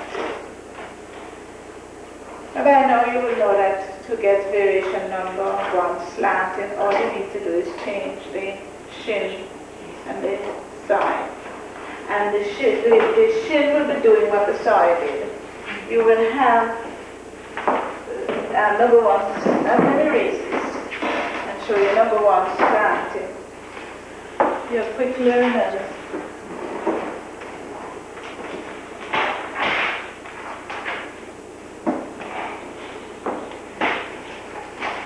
My grandson is coming up next week, and he'll be bringing some Kenzan. So if you keep in touch, you might be able to get some Kenzan when he comes. Couldn't believe it. Your shin over there, your soil over there, and your thick hand. And your placement of your Kenzan is 2, 3, 5, or 7. And the design is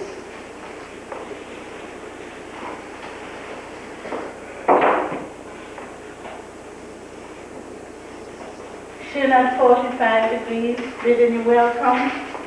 Soil at 10 to 15, tilting back.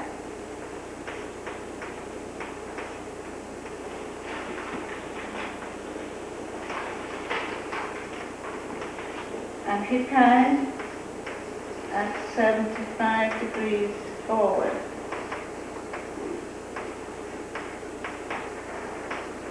This one is forward.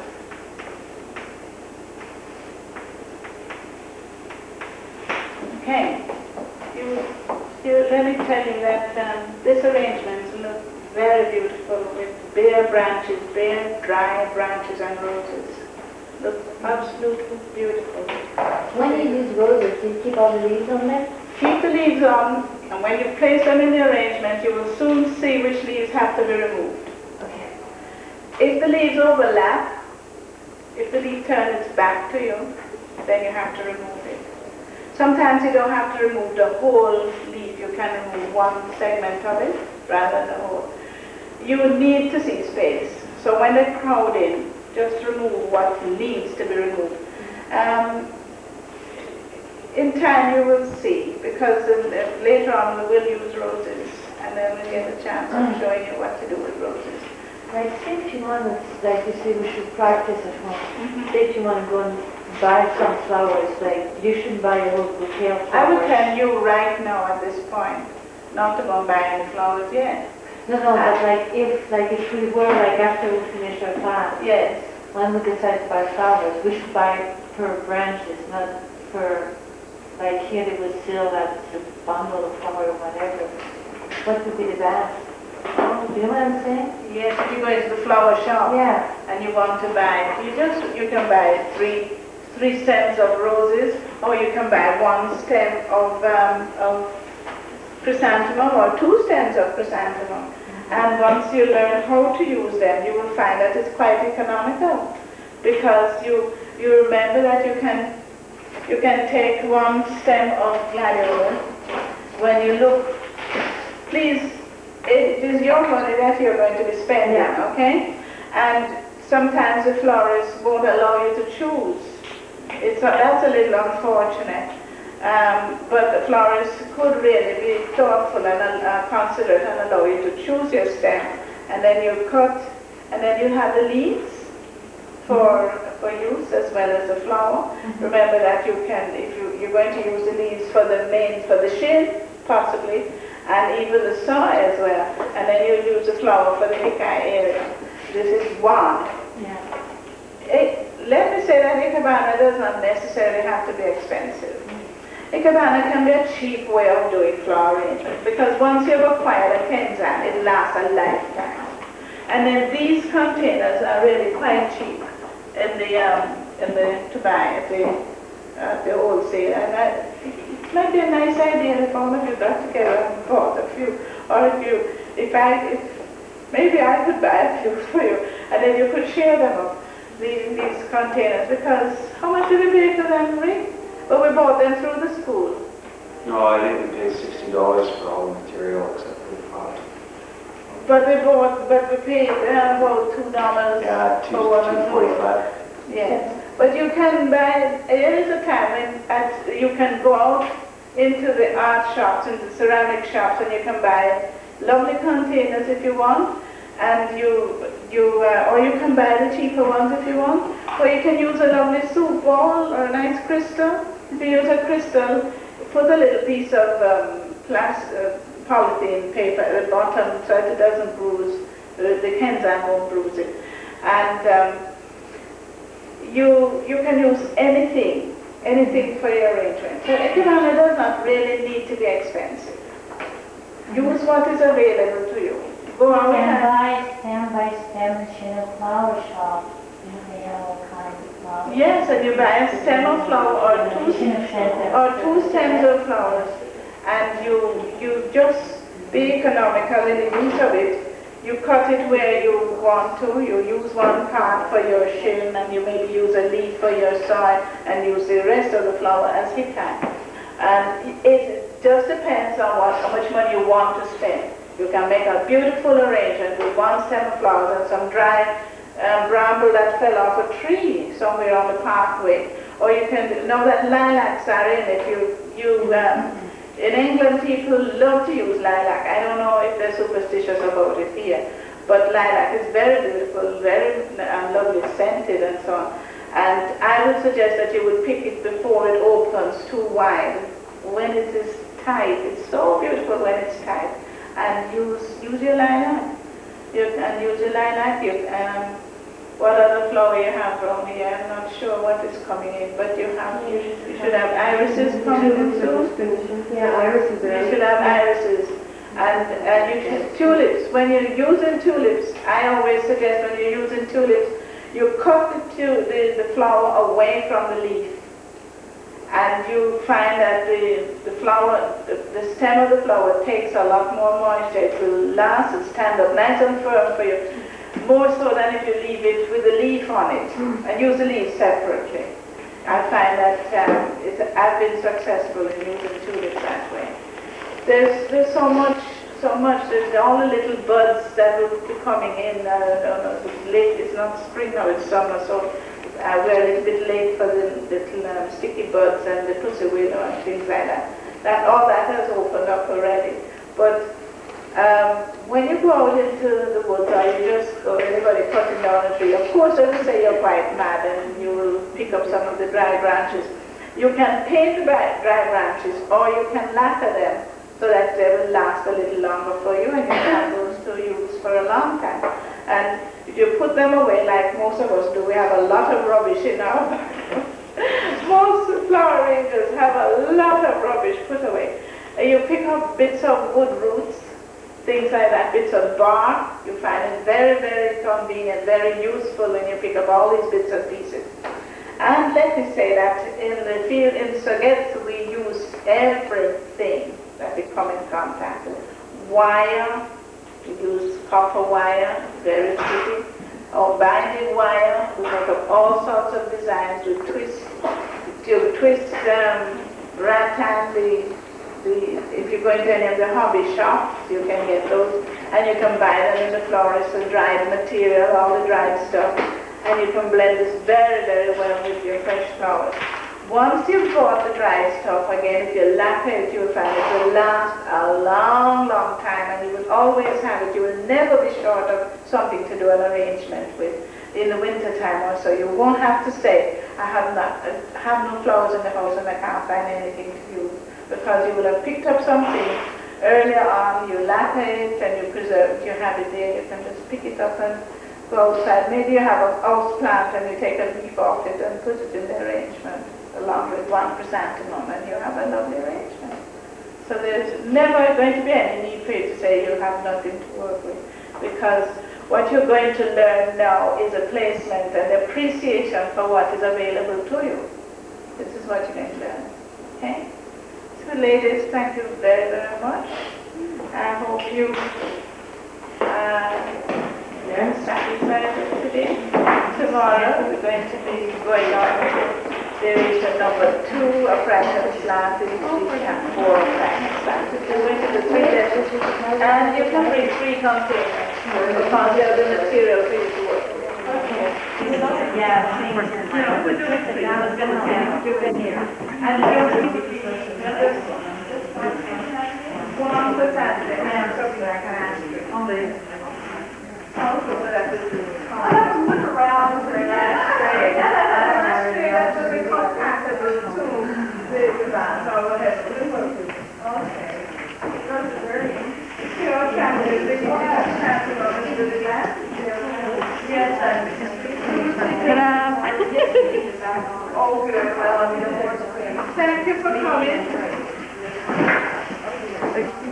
On the bottom of that. Yes. No. So what we'll maybe do tomorrow is work without water. 2 things necessary for Ikebana. The method of measuring, method of placing material on kenzan, method of placing kenzan in container, a selection of material. I want to remind you that it is important to use water in your arrangement, and to remind you also that your kenzan, this is your kenzan, and your kenzan should be clean at all times. If your kenzan has been forced for any reason and it is sort of pressured down, you just need to use your scissors or a sami to lift the pins a little bit. Lift the pins so that you have them quite even. This will help you when you're doing your work to get the material very well on the kenzan. That's your kenzan. This is your secateurs or asami. This is your container. This is a moribana container. We're going to do a moribana arrangement. It is commonly called, this type of container is commonly called a suiban, and it is the most popular type of container for doing moribana arrangements. The moribana arrangement simply means that you're going to use a shallow container and a kenzan. So there are many placements of kenzan in container, and I want you to remember them. Position 1 is away from me. Position 2 to my left and away. Position 3 closer to me on the left, position 4 to my right. Remember, position 1, 2, 3, 4. 5 right down in the center there, 6 across there, 7 nearest to my chin, and 8 in between 4 and 1. Now sometimes you'll see people have a kenzan in the middle of the container. It shouldn't happen. It should be slightly off. In number 5 position,